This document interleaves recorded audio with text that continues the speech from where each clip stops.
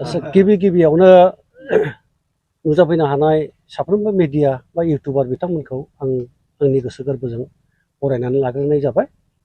दा आरो लोगोसे आंनि मावथि हान्जाखौबो आंनि अननाय आरो सिबिनायखौ बावहरनानै आं फंनैसोल' बुंलांनो सानबाय। मा उद्देश्य लानानै नोंथांमोना दिनैनि जिथु प्रग्राम बा हाबाफारिखौ लानाय जादों?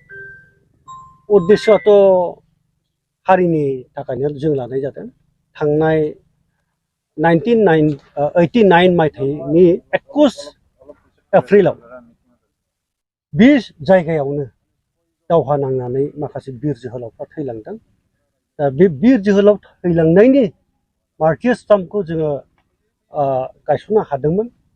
बे गायसननायनि बेलायाव बेखौ एसे आलाय सिता एसे अजतन जोथोन लानो हायि बादि जोङो जोंनि नोजोरावनो नुनो मोनदों। बेनिखायनो जोङो दा जोंनि अर्गानाइजेसननिफ्राय बेखौ साफ्रोमनिबो मतामत लालायनानै गोसो गुदुङैनो जों दिनै बे हाग्राखौ एवस्रांदों आरो इयुनाव बे फैबाय थानाय आसाम मालानि लामाया जोंनि बे मार्टियार स्टाम्पनि गुदिजोंनो लाबोदों। दा बेखौ जोङो सेफटिं खालामनांगौनि पजिसन सफैबाय एबा बेखौ जोङो रायलायलायनायनि गेजेरजों सेफटिं खालामनाय जायो। नायबले एसे माबा मोनसे मोजाङाव फोसाबनानै दोननो हायो। हारिनि थाखाय जिउ बावलांनाय बिथांमोनखौ जाहाथे जोंबो मोजाङै मोजां सिबिलांनो हायो।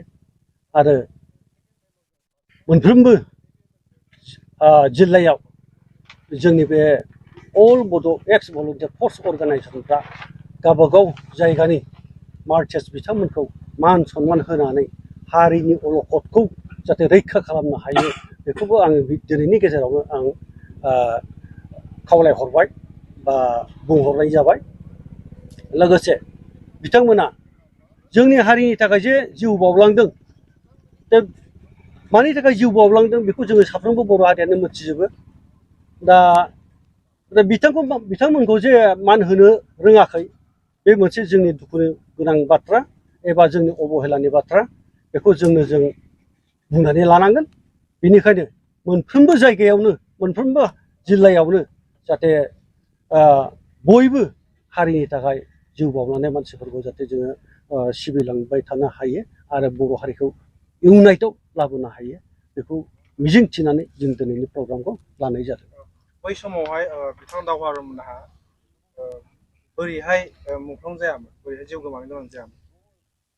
बे समाव 1989नि 21 एप्रिलाव जि सिटुएसन जादों जोंनि बे जायगायाव CRPफोरजों जि धरननि दावहा नांनांगौमोन बे रोखोमनि सा सुबिदा मोनैयाव जोंनि बे माखासे जोहोलावफोर बेवहाय डाइरेक्टनो 6 जना स्पट डेड बेवहाय आरो गुबुना दाब दाब जायगायाव जालांदों जोंनि निसिमा बासि हिसाबै। दा बिथांमोना दावहा नाङैनो गावनि जिउखौ बावलांदों बर' हारिनि थाखाय। बिथांमोननि मुङा मा मा? बिथांमोननि मुंखौ आङो फारिनो बुंलांगोन। मुंख्लं रेन्जन बसुमतारी, कामेश नार्जारी, जिस्केल बसुमतारी, मुंख्लं दाबाराम नार्जारी आरो मार्टिन मुसाहारी आरो टेफ्रा सुमफ्राम हारि बिथांमोना दावहा नाङैनो जिउखौ बावलांदों। जितु बै समावहाय बर'नि आन्दलनाव निसिमा बासि हिसाबै नोंथांमोनहा माबायदि बाहागो लाबोदोंमोन, माबायदि दावहा नांबोदों? बे समावथ' मा होननानै बुंबावनो, जाय जेरै मोनो एरैनो माने हारिनि थैनाय थांनायनि बाथ्राखौ लानानै बयबो गोसो गुदुङैनो बारसोमदोंमोन। नाथाय जेबो राहा लामा मोनैयाव जोङो समय बिसेस माने बुग्लिलांजादों बा रेप जालांदों आरो खायसेबा माने बुथार जालांदों। बेबायदि आला सिथा हिसाबैनो जोङो दावहाखौ दावहायाव बारसोमबोबाय थानांदों एबा बेबादिनो जोङो मेनटेन खालामबोबाय थानांदोंमोन आरो। जितु नोंथांमोननि दावहा बा बै समनि दावहाया जाहैबाय रायजो सोरजिनायनिमोन। दिनैहाय खिन्थु दासिमबो बर'नि जिथु रायजो सोरजिनाय बे जाफुङाखै। रायजोखौ सोरजिनो थाखाय दिनैहाय बर' रायजो राजाफ्रा खौसे जानानै माबायदि खामानि मावनांगौ? दा बेखौनो जों खावलायदों, बेखौनो जोङो साफ्रोमबो बर' हारिखौ खावलायदों। जोङो फंसे खोथाखौ आं बुंदोंमोन, देहाया बोरायलांबाय नाथाय गोसोआ बोरायाखै होननाय रावा बावनो फैदों।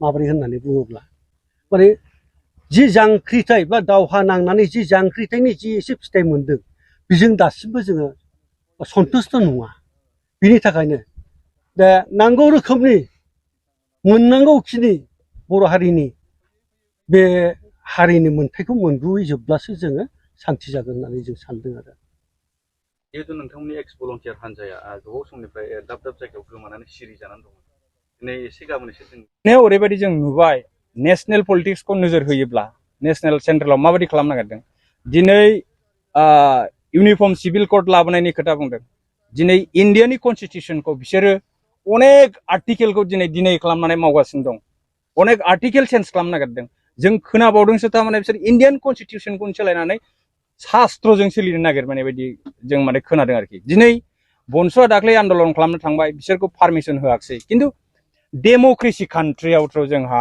डेम'क्रेसि भाबै जोंनि गांनाय उखैनायखौ बुंनो थाखाय जोंहाथ' राइट्स दंमोन जोंखौथ' बेखिनि खालामनो बा जोंखौ प्रदर्शन खालामनोथ' जोंनो पारमिसन होथारनांगौ बेथ' खुनु पद्धे बे माने गणतन्त्र देशआव बे जिनिसा डेम'क्रेसि देशआव बे जिनिसा खुनु दिन नङा आरोखि जोंनाथ' राजतन्त्र नङाथ' जोङो 1947आव जों डेम'क्रेसि जों उदां जादों जोंनि मोन्थायफोरखौ जोंहा बुंनो थाखाय जोंहा इन्डियान कनस्टिटिउसनाव जोंनो बिदि फ्रिडमनो होखादों फान्डामेन्टेल राइट्सखौ जों बिनो थाखाय थ' दिनै जोंनि गांनाय उखैनायखौ जों बुंनो मोनाब्ला जों बेखौ डेम'क्रेसि होननानै मारै साननानै लागोन आरोखि दा बे बिथिङाव जों सिन्था खालामदों दा बेफोरबायदि राजनितिकनि थाखाय जोंनि दिनैनि माबाया दिनैसिमबो जोंनि बर'नि एकर्डआ दिनैसिमबो फुलफिल बा साफिसियेन्ट जाबोआखै आरो परबर्ती जे दा मुभमेन्ट खालामनो नागिरनायाव जों बिदि होबथा जादों बेहायथ' बिराद गाज्रि जेनेबा जोंनि जाथिखौ सोखावना होनायसो दा डाइरेक्टलि बिसोर फैया